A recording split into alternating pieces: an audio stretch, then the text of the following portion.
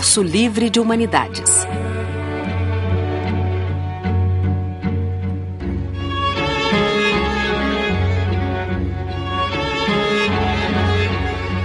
Módulo 1. Filosofia.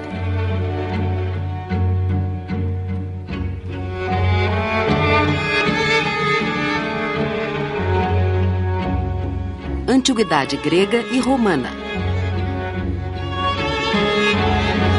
A Bela Morte e a Boa Morte.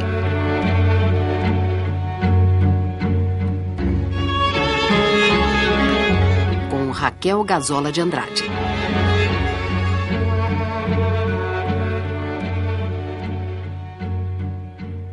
Nós vamos tentar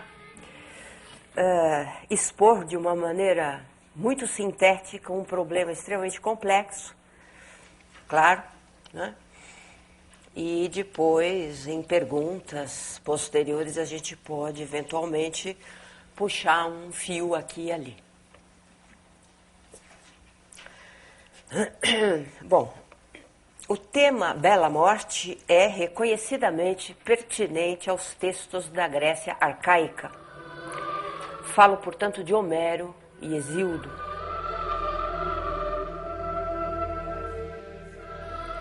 Há no período arcaico, além desses poetas citados, os poetas líricos, mas esses eu não vou entrar, dados os limites dessa palestra. Se a Bela Morte é um tema difícil e específico, também há a Boa Morte, que lhe diz respeito, e ambos atributos, a Bela Morte e a Boa Morte, né, devem ser lidos juntos no quadro da mentalidade grega arcaica. Então eu começo na mentalidade grega arcaica, onde não há ainda a emergência desse saber que depois vai ser nomeado filosofia.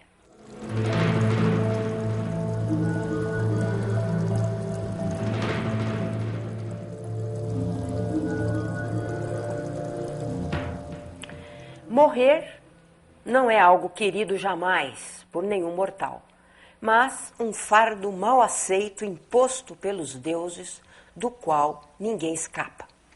Ora, a Bela e Boa Morte farão uma interessante estreia juntas nos textos filosóficos posteriores, já à época da cidade democrática, nos séculos V e IV, fundamentalmente. Naqueles tempos ditos socráticos, os quais se designou chamar esse período de escola socrática. Esse socratismo, né, como vai passar para nós, é reconhecido até o fim do Império Romano, conforme mostram os escritos do último estoico romano, que foi Marco Aurélio, imperador, no século II d.C. Depois disso, com o advento do cristianismo, as categorias mentais modificam-se e há bem mais o uso de certos aspectos do socratismo dentro de um quadro interpretativo do mundo diverso do greco-romano. Dito isso, pensemos então sobre a Bela Morte no período arcaico.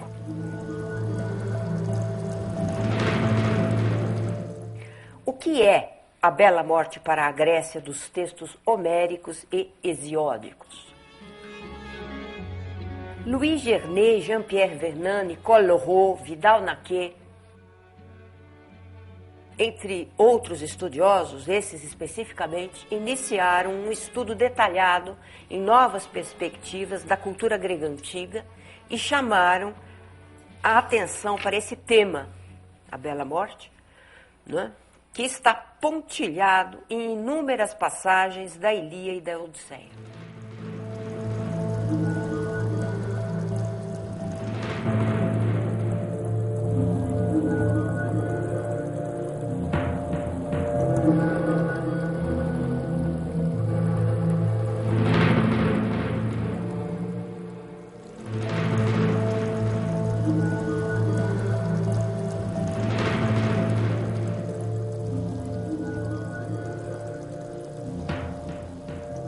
ter uma bela morte significa para o grego arcaico ter um fim glorioso, sempre lembrado, que torna a pessoa famosa para outras gerações.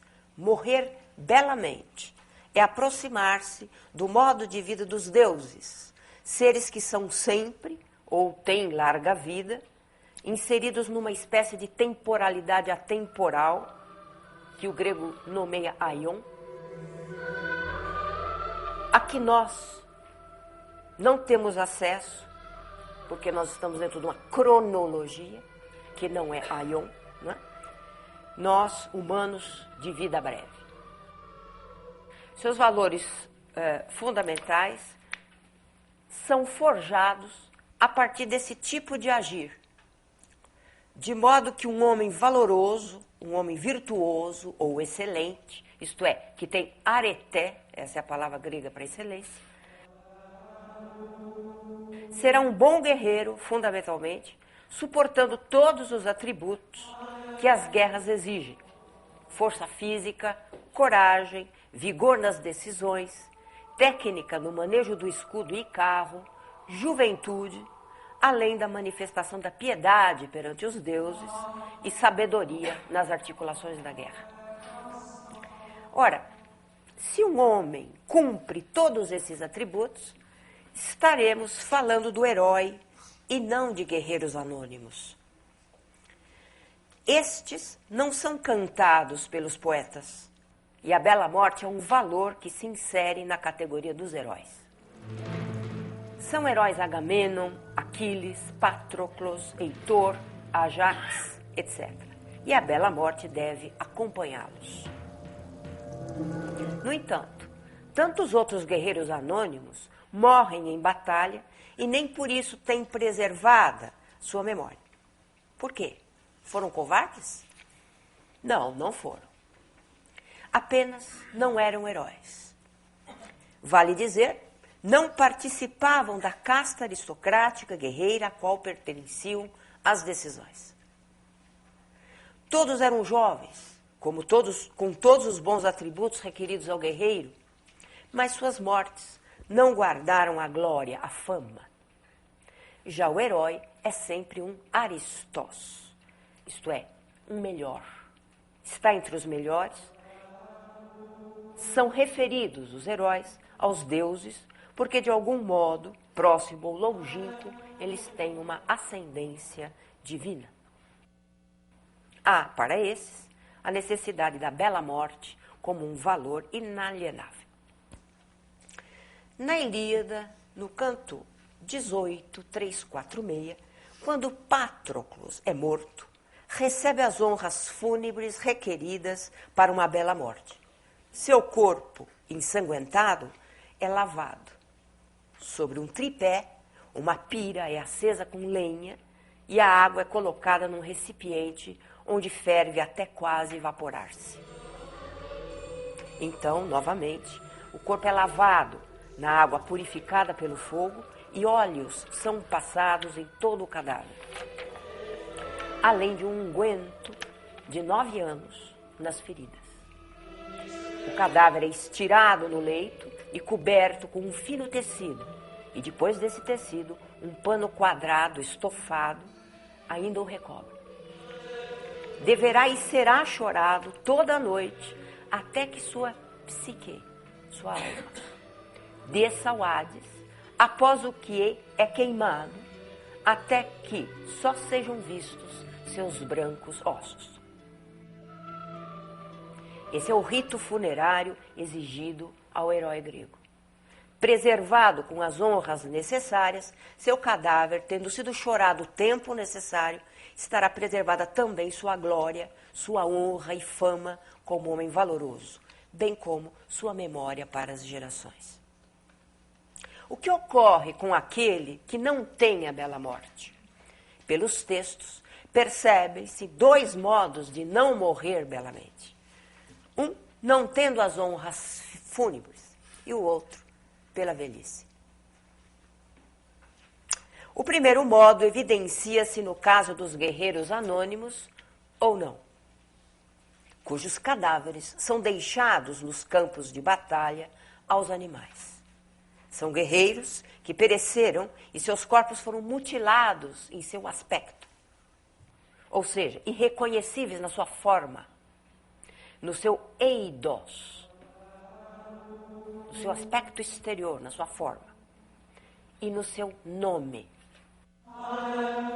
Ou que ficaram à mercê do inimigo sem que pudessem ser recolhidos pelos companheiros. Nada mais ultrajante, nada mais indesejado. Quando um grande guerreiro morria pela mão de seu inimigo, este poderia mutilá-lo como forma de impingir-lhe ultraje, ou seja, retirar-lhe a bela morte. Esse modo de morrer era tão terrível que quando da época das cidades já, então bem depois, e como forma de minorar o temível problema, serão criados pelas cidades os epitafioi. Isto é, louvações por escrito aos mortos. Espécie de orações fúnebres, apologéticas. E algo delas poderia ser brevemente inscrito nas lápides, depois que se falasse bem do defunto, algo dessa oração poderia estar escrito nas lápides. Esses epitáfioi aparecem como públicos ou particulares. As cidades gregas criam esse gênero de texto, como lembra Nicole Leroux, num belo livro chamado A Invenção de Atenas, à diferença da época homérica, que deles não necessitava, pois, então, a bela morte estava envolta em honras guerreiras aristocráticas e já nas cidades, cada homem grego não poderá mais ser visto como um herói valoroso em batalhas o tempo inteiro, nem agirá como um, mas terá que ser um bom e valoroso cidadão, o que é bem diferente. Quanto ao segundo aspecto, a velhice, quando as forças vitais vão desaparecendo, o aspecto do homem se deteriora. Essa questão do eidos é muito marcada nos textos gregos. Seu eidos se esvai, seu aspecto se esvai, e a bela morte daí se ausenta pela falta dos atributos considerados então como belos e bons. Sem força física, sem ímpeto, sem juventude, sem vigor e impossibilitado do manejo do escudo e do carro, o velho é lido e se lê. E se lê como um ser lamentável, destruído na sua identidade.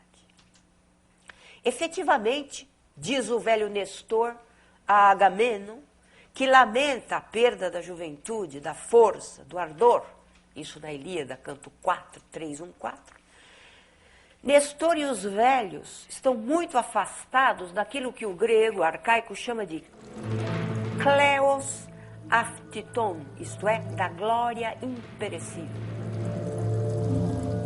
É o que também chora o velho Príamo, na Ilíada, canto 22, 60 em diante, ao repetir quase as mesmas palavras de Nestor.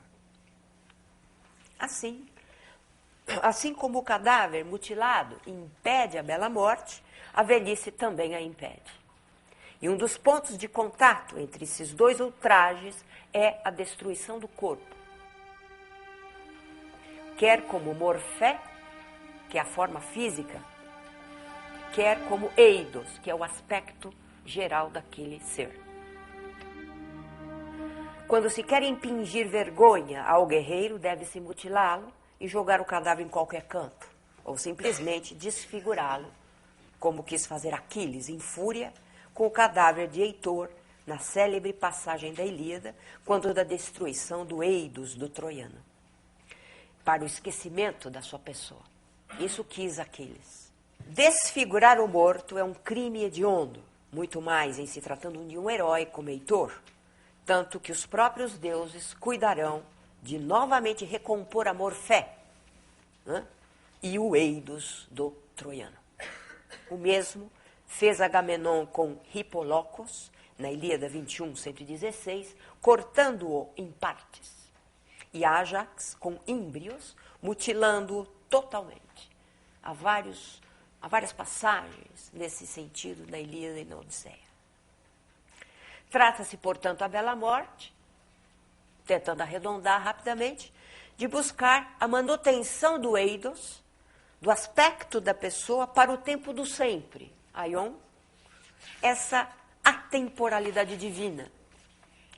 Diz a bela morte também da identidade corporal e da preservação do nome, como nota Vernon num livro chamado Mortais e Imortais. Ele diz, abro aspas, identidade individual tem dois aspectos, o nome e o corpo. Como Alcínoe lembra Odisseu, quando o convida a contar quem ele é, nunca houve um homem sem nome, quer seja ele nobre ou camponês, todos recebem um quando de seu nascimento. A questão do nome é absolutamente fundamental. E tirar o nome, e tirar o aspecto externo, o eidos, as coisas estão juntas. Você destrói a identidade. É interessante pensar por que o grego arcaico une a identidade da pessoa pela via do seu corpo e pelo nome. O nome guarda o ser de cada um, arcaicamente. E a família lhe dá o próprio ser, a própria identidade. Mas não a família no sentido como hoje entendemos, porém como uma tribo, clã, fratria. Lugar de engendramento de um homem e seu espelhamento. Pois é na fratria que ele se reconhece como alguém com proveniência, com valores, com fins que são de todos e dele mesmo. Porque eu não tenho um corte entre eu mesmo e o outro, que é a minha fratria. A minha fratria sou eu sou a minha fratria. Não há, evidentemente, a noção de indivíduo, como hoje pensamos, isto é, como ser responsável pelos seus atos, tendo consciência de si e apartado de outras consciências de si. Não há isso. Ter um nome significa arcaicamente o pertencimento a um lugar como pessoa livre. Livre no sentido de que não é escravo só. Mais nada. Por exemplo, o escravo foi retirado de seu lugar de origem e aí sua identidade foi esvaziada. Portanto, sua pessoa, tendo oculto o seu nome de proveniência, né, a identidade dele desaparece. Isso é o escravo. E o livre tem tudo isso positivamente.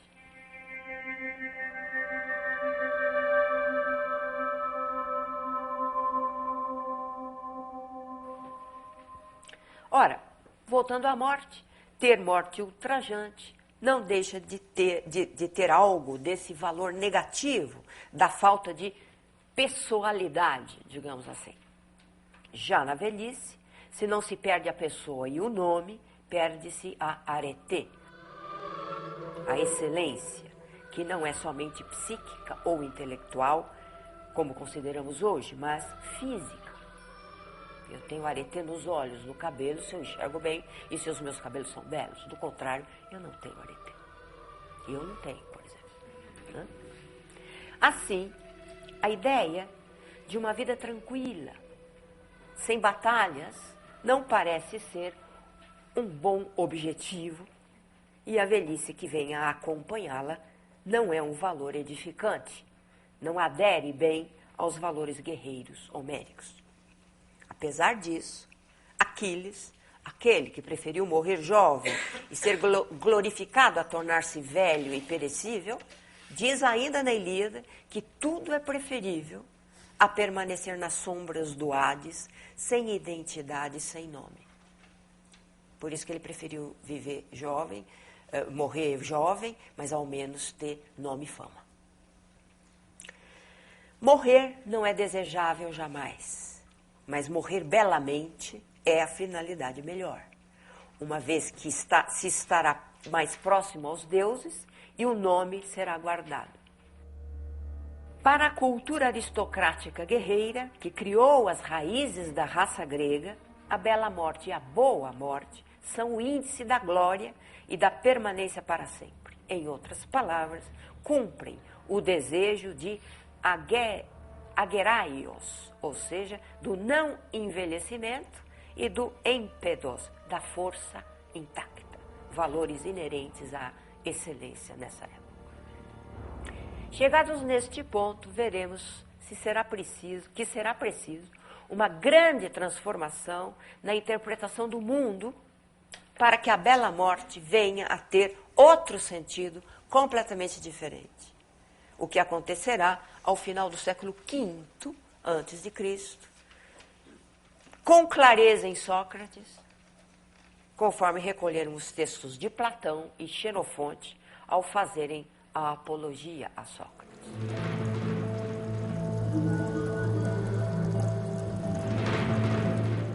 Com Sócrates, a filosofia ganha uma certa roupagem com a qual viverá muito tempo.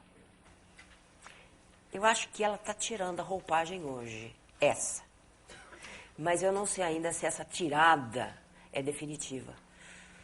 A ver, a filosofia como um saber específico das cidades, que vai além das virtudes cidadãs.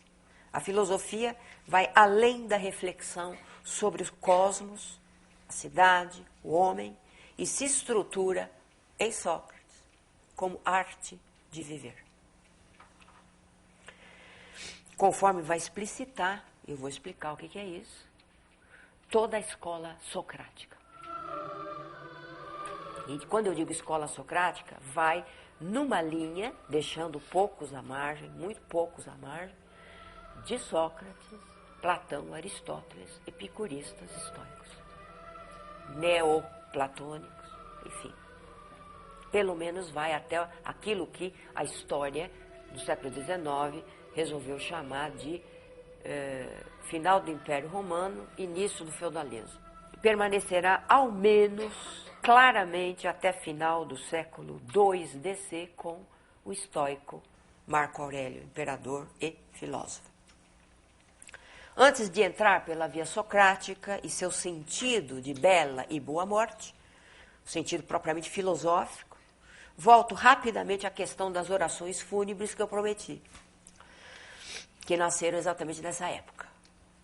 Por meio delas percebe-se algo da grande transformação na leitura do mundo, pois será na Grécia das cidades que os epitáfioi ocorrerão. O sentido desses epitáfios, né, são, em geral, o de louvar as virtudes de cidadania de um grego conhecendo suas ações. Diz Nicole Leroux, na obra que eu citei, ela lembra que Isócrates, nos Panegíricos 46, pode confirmar a importância da bela morte nesse período como um austero conceito cívico-moral, que se expressa ao final da vida exatamente nos epitáfios, pois um homem que foi morto em bravura por sua pátria, e bravura que não se restringe a batalhas, será, como diz Isócrates, aquele que, aspas, cumpre tudo o que podemos exigir dele. Então, a virtude é cidadã. O sentido de arete, de excelência, que se expande nas poleis, nas cidades, é voltado ao cívico e a partir dele se dará a inserção da bela morte. Como pensar a filosofia e a bela e boa morte nesse novo quadro mental? Como se sabe, Sócrates foi julgado e condenado à morte em 399 AC. Sabe-se também, quer pelos testemunhos de Platão, quer pelos de Xenofonte, que Sócrates vivia na pobreza, sem qualquer ambição além de dialogar com aqueles que queriam ouvi-lo sobre um saber novo ao qual ele dizia ter acesso. E isso ocorria desde a infância, diz ele, por exigência do seu daimon, isto é, uma divindade que o habitava. Tem que levar isso a sério. Ele dizia isso, ele não dizia outra coisa. E ele assim confessa claramente durante seu julgamento para a irritação do grande número no tribunal que o considerou, no caso, arrogante. Isso tudo está na Apologia de Sócrates sobre a boa e bela morte. Na Apologia escrita por Platão, Sócrates diz que uma voz divina, seu daimon, lhe indica, isso é importante, o que não deve fazer, mas não o que deve. Nisso, Daimon silencia. Essa divindade, diz ele, afastou-o do gosto das coisas políticas, incidindo em seus sonhos, enviando-lhe mensagens oraculares e em muitas outras ocasiões, mais de sua vida, né, esse Daimon se fez presente. Nega-se, Sócrates, a explicar ao tribunal o que ele pensa da morte. Não se sabe o que pode acontecer a uma alma indo ao Hades. Ora, se assim é, né, eu tenho duas perspectivas para pensar a morte, isso tudo ele dizendo. Ou morrer é igual a nada, ou é uma grande mudança de estado da alma de um lugar para o outro. Ora, de qualquer modo, nada há a temer. Por quê? Porque se não há nada, tudo se dá como uma noite de bom sono, o que é aprazível. E se a outra hipótese for verdadeira, no Hades, sua alma deverá encontrar-se com muitos heróis e com eles conversar, o que também é muito aprazível. Isso irrita demais o público, né? Assim ironiza Sócrates sobre a morte diante do grande público. De qualquer modo, mesmo sem explicitar o que realmente pensa, sua vertente não é épica, não é cívica, e note-se que Sócrates sequer conseguiu fazer a apologia de sua própria vida, o que era costume entre os cidadãos, pois ele achou que não sabia o que dizer, não tinha nada para falar. Nós que temos, né?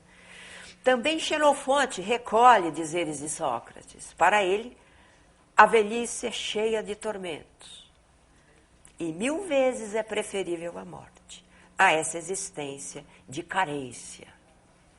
Veja, a velhice, tanto arcaicamente como na Grécia clássica, não tem jeito, né? Nesse ponto, lembramos do texto homérico. Mas Sócrates explicita algo mais fundo, ainda segundo Xenofonte, nas Memoráveis. Além do que superficialmente observamos de mal em nosso corpo, no caso.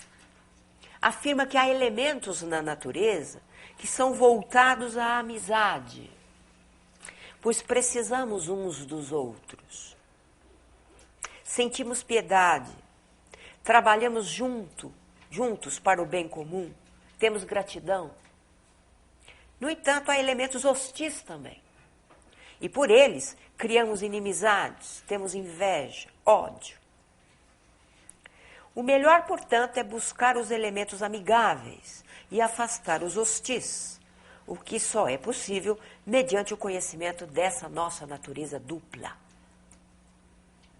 Ela é dupla. Isso tem que ser levado a sério. Dificilmente a filosofia vai precisar muitos séculos para frente, vão precisar, para que a filosofia saia dessa duplicidade da natureza humana e comece a dar um valor maior para um lado do que para outro e marginalizar o outro. Por exemplo, corpo-alma, etc. E desvalorizar um lado. O duplo permanece, mas o problema é a valorização de um lado ou de outro, né, que complica. Do ponto de vista greco-romano, claro. O homem amigável, o homem que poderá viver bem, terá que se exercitar nas coisas boas e más. Para que esse homem seja belo e bom, é preciso que ele tenha um belo caráter. Isso é a expressão do Sócrates, segundo Xenofonte. Eutus, um belo caráter, um bom caráter. Por si mesmo, e aqui a quebra, por sua alma. Seguindo um pouco mais a sequência do julgamento socrático, conforme nos relata Platão, compreende-se o que o filósofo quis dizer ao assinalar que, aspas, a boa morte assim será para o homem bom.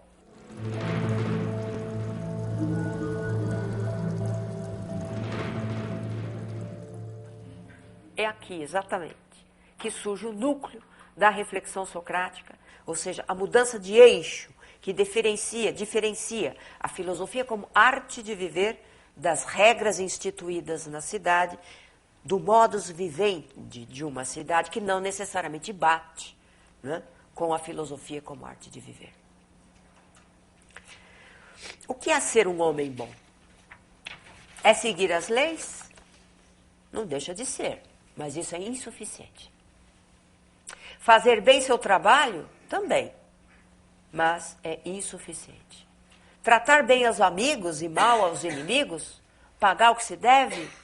Honrar os deuses? Sim, mas nada é suficiente se não houver uma reflexão sobre o que é o homem bom, sobre o que é um agathos, um homem bom, o bom, ou seja, uma reflexão sobre o que é a excelência nela mesma, a bondade nela mesma. Há o agathos heróico, há o agathos cívico, há o agathos filosófico. Trata-se, portanto, de entender um pouco o que é, para a filosofia, ter excelência.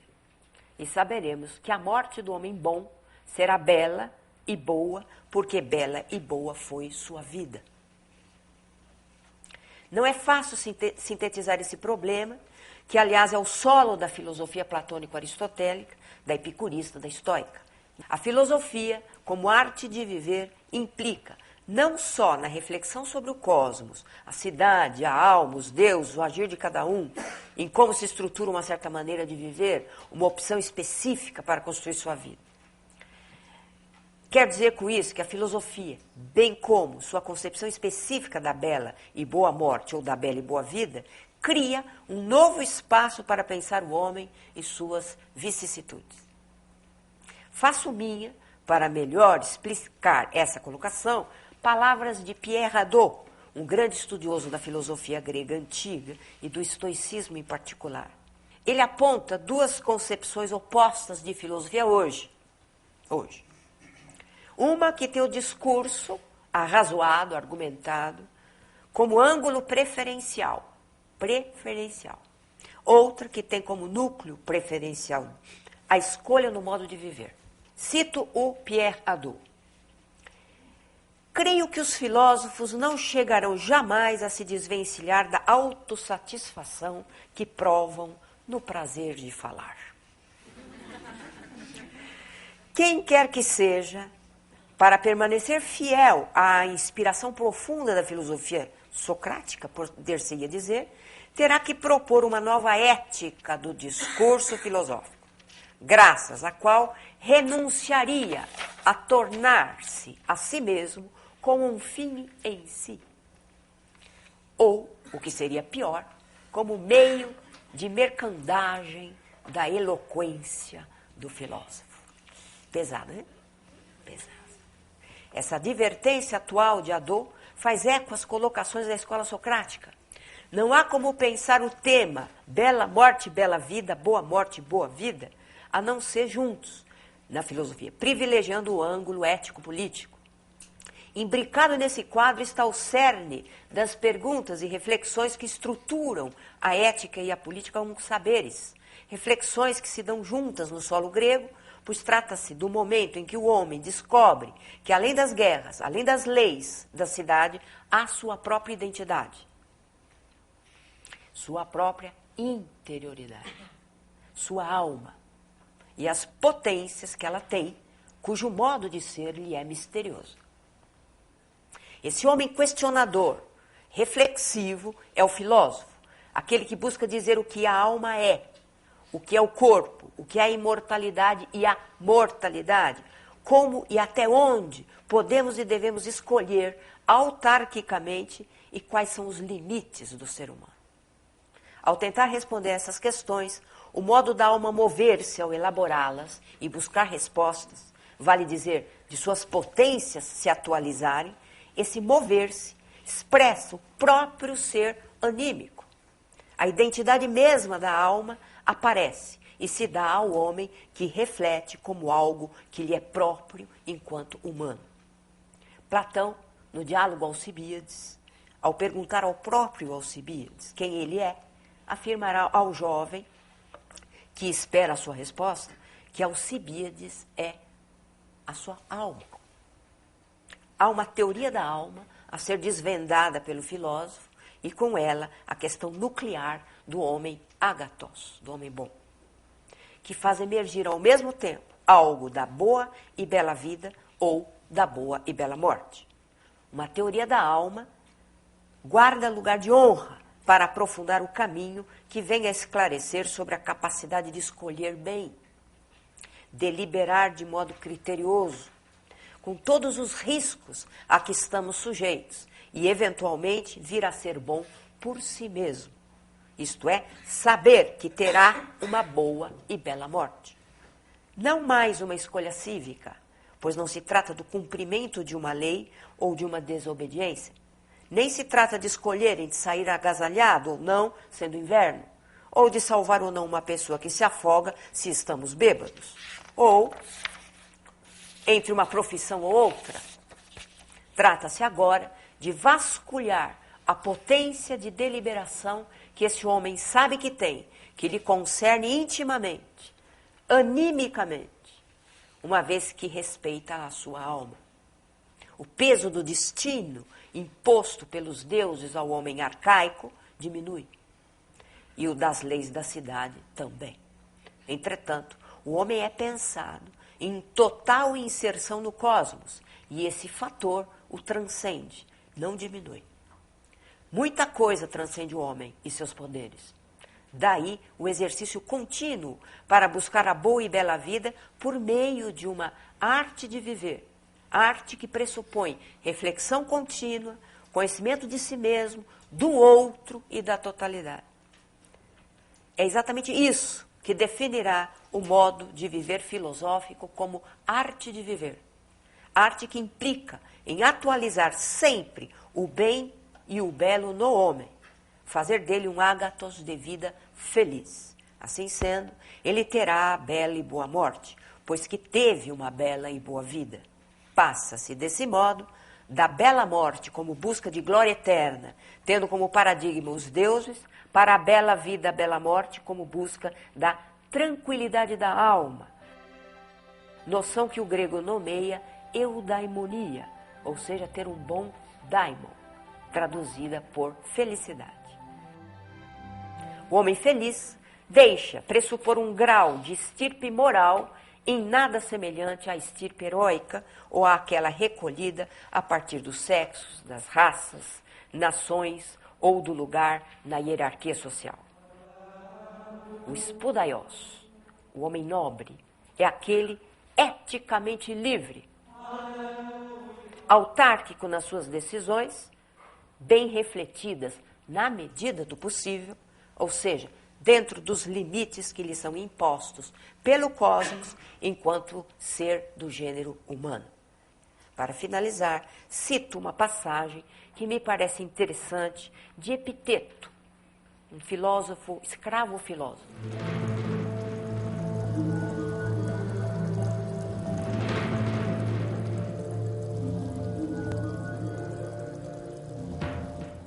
Há dois modos de petrificação: pela rigidez da inteligência e pelo temor.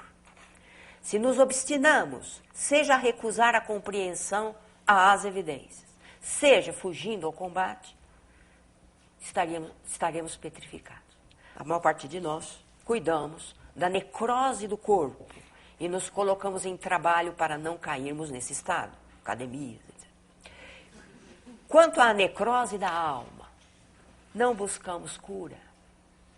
Ora, por Zeus, pela alma mesma, se um homem está impossibilitado de seguir aquele argumento, nem compreende nada, não julgamos que ele vai indo mal. Por que não? Mas se alguém apresenta temor e covardia, não chamaríamos isso de força. Fecha. Ora, diversas são as ocasiões em nossa vida nas quais temos que decidir em função do que compreendemos. O sentido da inteligência e o sentido moral são, ambos, forças que os homens têm para estruturar sua vida, ou melhor, para, se quiserem, edificar o corpo e a alma dentro da arte de viver. Muito obrigada.